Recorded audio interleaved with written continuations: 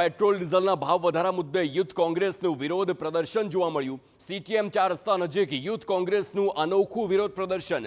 ભાવ વધતા વાહનો આઈસીયુ મોડમાં આવ્યાનો કોંગ્રેસનો આક્ષેપ છે। પેડલ રિક્ષા પર બાઇક મૂકીને વિરોધ દર્શાવવામાં આવ્યો। પેટ્રોલ ડીઝલમાં ભાવ વધારો પરત ખેંચવાની પણ માંગ થઈ છે।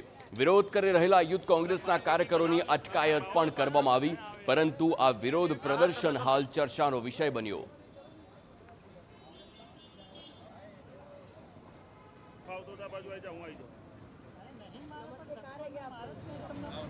પેટ્રોલ ડીઝલના ભાવમાં જે રીતે વધારો થઈ રહ્યો છે તેને લઈને કોંગ્રેસ અને સીવાય દ્વારા છે અત્યારે અનોખો વિરોધ નોંધવામાં આવી રહ્યો છે। આપ દ્રશ્યોમાં જોઈ શકો છો કે આઈસીયુ ઓન વ્હીલ છે તે કરવામાં આવી રહી છે। શું કહેશો અનોખો વિરોધ?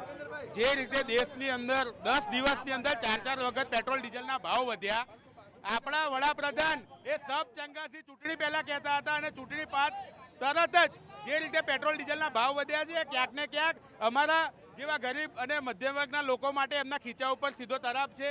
આજે આ બાઇક અને આ વાહનો પણ એવું પોકારી રહ્યા છે કે પેટ્રોલ ડીઝલના ભાવ વધ્યા છે એટલે એ પણ આઈસીયુ તરફ જઈ રહી છે। દ્રશ્યો જોઈ શકાય છે કે જે રીતે કોંગ્રેસ દ્વારા અને સીવાય દ્વારા અનોખો વિરોધ છે નોંધવામાં આવી રહ્યો છે। બાઇકને જે છે આ જે લારી છે તેના ઉપર ચડાવવામાં આવ્યું છે અને ડોક્ટરનો વેશ ધારણ કરી અને કાર્યકરો છે તે અનોખો પ્રકારનો વિરોધ છે તે નોંધાવી રહ્યા છે અને પોલીસ દ્વારા વિરોધ કરી રહેલા જે કાર્યકરો છે, આગેવાનો છે, તેમને ડિટેન કરવામાં આવી રહી છે।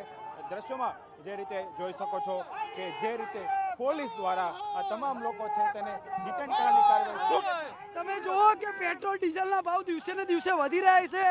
સરકાર મોંઘવારી ઘટાડવાની જગ્યાએ લોકોને મેલોડી આપી રહ્યા છે। આજ અમે બાઇકનું બાટલા ચડાવ્યા છીએ કે પેટ્રોલ ડીઝલના ભાવના કારણે બાઇક આઈસીયુમાં છે। સરકાર કોઈ પણ ભોગે ગરીબ જે નાગરિકો છે એમને રાહત આપે અને પેટ્રોલ ડીઝલના ભાવ વધવા ના જોઈએ।